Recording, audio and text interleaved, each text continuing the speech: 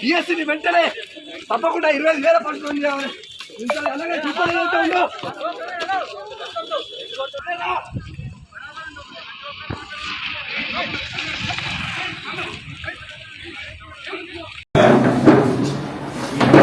కాంగ్రెస్ ప్రభుత్వం వచ్చిన తర్వాత మీ పోరాట పట్టిక చూపి పోచారం శ్రీనివాస్ రెడ్డి గారి పార్టీ ఫిరాయింపు నుంచి మొదలు పెడితే బీఎస్సీ సంబంధించిన ఉద్యమాల్లో కానీ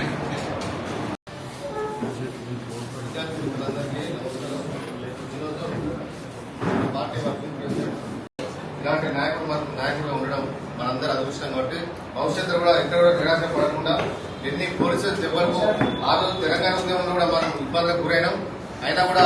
గుర్తింపు ఉన్నది. రేపు రాబోయే రోజులు కూడా మళ్ళా విద్యార్థులకు గుర్తింపించే పార్టీ ఉంటుందంటే మన రాష్ట్రంలో అది టీఆర్ఎస్ పార్టీ మాత్రమే అన్న కంపల్సరీ యువతరాన్ని ప్రోత్సహించాలనే ఉద్దేశంతో ఉన్నాడు కాబట్టి